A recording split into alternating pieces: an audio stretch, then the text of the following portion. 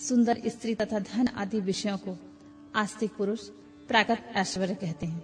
चरलिंगों में सबसे प्रथम रसलिंग का वर्णन किया जाता है। रसलिंग ब्राह्मणों को उसकी सारी अभीष्ट वस्तुओं को देने वाला होता है। शुभ कारक बाणलिंग क्षत्रियों को महान राज्य की प्राप्ति कराने वाला है। सुवर्णलिंग वैश्यों को महाधनपति का पद प्रदान करने वाला है तथा सुंदर शिवलिंग शूद्रों को महाशुद्धि देने वाला होता है। स्फटिकमय लिंग तथा वाणलिंग सब लोगों को उनकी समस्त कामनाएं प्रदान करते हैं। अपना ना हो तो दूसरों का स्फटिक या वाणलिंग भी पूजा के लिए निषिद्ध नहीं है। स्त्रियों विशेषतः सद्भावों के लिए पार्थिव लिंग की पूजा का विधान है। प्रवृत्ति मार्ग में स्थित विधवाओं के लिए स्फटिक लिंग की पूजा बताई गई है, परंतु विरक्त विधवाओं के लिए रसलिंग की पूजा का ही श्रेष्ठ कहा गया है। उत्तम व्रत का पालन करने वाले महर्षियों बचपन में, जवानी और बुढ़ापे में भी शुद्ध स्फटिकमय शिवलिंग का पूजन स्त्रियों के लिए समस्त भोग प्रदान करने वाला होता है।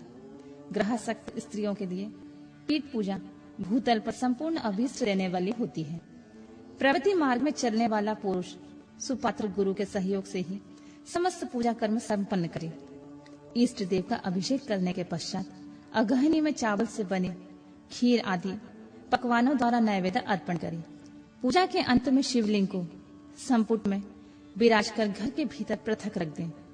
जो निवृत्ति मार्गी पुरुष हैं, उनके लिए हाथ पर ही शिवलिंग पूजा का विधान है। उन्हें भिक्षारी से प्राप्त हुए अपने भोजन को ही नैवेद्य रूप में निवेदित करना चाहिए। निवृत्त पुरुषों के लिए सूक्ष्म लिंग ही श्रेष्ठ बताया जाता है। वे विभूति के द्वारा पूजन करें और विभूति को ही नैवेद्य के रूप में निवेदित करें। पूजा करके उस लिंग को सदा अपने मस्तक पर धारण करें। विभूति 3 प्रकार की बताई गई है: लोकाग्नि जनित, वेदाग्नि जनित और शिवाग्नि जनित। लोकाग्नि जनित या लौकिक भस्म को द्रव्यों की शुद्धि के लिए लाकर रखें। मिट्टी, लकड़ी और लोहे के पात्र को, धान्य को, तिल आदि को द्रव्यों की, वस्त्र आदि को तथा पर्युषित वस्तु के भस्म से शुद्धि होती है। कुत्ते आदि से दूषित हुए पात्रों के भी भस्म से ही शुद्धि मानी गई है। वस्तु विशेष की शुद्धि के लिए यथोयोग सजल अथवा निर्जल भस्म का उपयोग करना चाहिए। वेदाग्नि जनित जो भस्म है, उसको उन वैदिक कर्मों के अंत में धारण करना चाहिए। मंत्र और क्रिया से जनित जो होम कर्म है, वह अग्नि में भस्म का रूप धारण करता है। उस भस्म को धारण करने से वह कर्म आत्मा से आरोपित हो जाता है। अघोर मूर्तिधारी शिव का जो अपना मंत्र है, उसे पढ़कर बेल की लकड़ी को जलाएं। उस मंत्र से अभिमंत्रित अग्नि को शिवाग्नि कहा गया है। उसके द्वारा जले हुए काष्ठ का जो भस्म है, वह शिवाग्नि जनित है। कपिला गाय के गोबर अथवा गाय मात्र के गोबर को तथा शमी, पीपल, प्लाश, बड़, अमलतास और बेर, इनकी लकड़ियों को शिवाग्नि से जलाएं। वह शुद्ध भस्म शिवाग्नि जनित माना गया है। अथवा कुश की अग्नि में शिव मंत्र के उच्चारण पूर्वक काठ को जलाएं। फिर उस भस्म को कपड़े से अच्छी तरह छानकर नए घड़े में भरकर रख दें। उसे समय समय पर अपनी कांति या शोभा बढ़ाने की वृद्धि के लिए धारण करें। ऐसा करने वाला पुरुष सम्मानित और पूजित होता है। पूर्व काल में भगवान शिव ने भस्म शब्द का ऐसा ही अर्थ प्रकट किया था।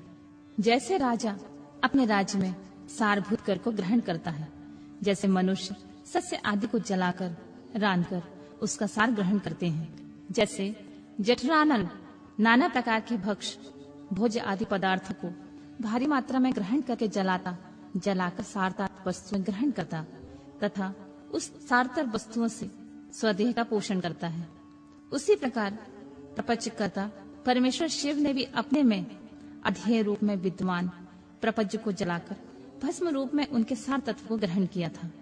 प्रपंच को दग्ध करके शिव ने उसके भस्म को अपने शरीर में लगाया। राख भभूत पोतने के बहाने जगत के सार को ही ग्रहण किया है। अपने शरीर में अपने लिए रत्न स्वरूप भस्म को इस प्रकार स्थापित किया है। आकाश में सार तत्व से केश, वायु के सार तत्व से मुख, अग्नि के सार तत्व से हृदय, जल के सार तत्व से कटिभाग और पृथ्वी के सार तत्व से घुटने को धारण किया है। इसी तरह उनके सारे अंग विभिन्न वस्तुओं के समरूप हैं। महेश्वर ने अपने ललाट में तिलक रूप से जो त्रिपुंड धारण किया है, वह ब्रह्मा, विष्णु और रुद्र का सार तत्व है। वे इन सब वस्तुओं को जगत के अभ्युदय का हेतु मानते हैं। इन भगवान शिव ने प्रपंच के सार सर्वज्ञ को अपने वश में कर लिया है, अतः इन्हें अपने वश में करने वाला दूसरा कोई नहीं है। जैसे समस्त मृगों का हिंसक मृग सिंह कहलाता है और उसकी हिंसा करने वाला कोई दूसरा मृग नहीं होता है, अतएव उसे सिंह कहा जाता है। शकार का अर्थ है नित्य सुख एवं आनंद का, और इकार का अर्थ है पौरुष, और बकार का अर्थ है अमृत रूपा शक्ति। इन सब का सम्मिलित रूप ही शिव कहलाता है। अतः इस रूप में भगवान शिव को अपनी आत्मा मानकर उनकी पूजा करनी चाहिए। अतः पहले अपने अंगों में भस्म मलें, फिर ललाट में उत्तम त्रिपुंड धारण करें। पूजा काल में सजल भस्म का उपयोग होता है।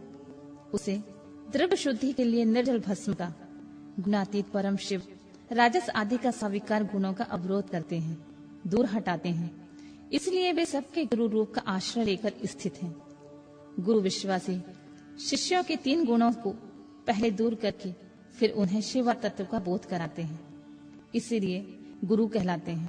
गुरु की पूजा परमात्मा शिव की पूजा होती है। गुरु के उपयोग से बचा हुआ सारा पदार्थ आत्मा शुद्धि करने वाला होता है। गुरु की आज्ञा के बिना उपयोग में लाया हुआ सब कुछ वैसा ही है जैसे चोर चोरी करके लाई हुई वस्तु का उपयोग करता है। गुरु से भी विशेष ज्ञानवान पुरुष मिल जाए तो उसे भी यत्न पूर्वक गुरु बना लेना चाहिए। अज्ञान रूपी बंधन से छूटना ही जीव मात्र के लिए साध्य पुरुषार्थ होता है। अतः जो विशेष ज्ञानवान है वही जीव को उस बंधन से छुड़ा सकता है। जन्म और मरण रूप द्वंद्व को भगवान शिव के माया ने ही अर्पित किया है, जो इन दोनों को शिव के माया को ही अर्पित कर देता है। फिर वह शरीर के बंधन में नहीं पड़ता। जब तक शरीर रहता है तब तक जो क्रिया के अधीन है वह जीव वृद्ध कहलाता है। स्थूल, सूक्ष्म और कारण तीनों शरीरों को वश में कर लेने पर जीव का मोक्ष हो जाता है, ऐसा ज्ञानी पुरुष का कथन है। माया चक्र के निर्माता भगवान शिव ही परम कारण है। वे अपनी माया के दिए हुए द्वंद्व का स्वयं ही परिमार्जन करते हैं।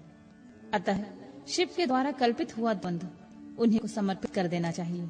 जो शिव की पूजा में तत्पर हो वह मौन रहे, सत्य आदि गुणों से संयुक्त हो तथा क्रिया, जप, तप, ज्ञान और ध्यान से एक एक का अनुष्ठान करता रहे। ऐश्वर्य, दिव्य शरीर की प्राप्ति, ज्ञान का उदय, अज्ञान का निवारण और भगवान शिव के सामीप्य का लाभ, ये क्रमशः क्रिया आदि के फल हैं। निष्काम कर्म करने से अज्ञान का निवारण हो जाने के कारण शिव भक्त पुरुष उसके यथोक्त फल को पाता है। शिव भक्त पुरुष देश, काल, शरीर और धन के अनुसार यथा योग क्रिया आदि का अनुष्ठान करे।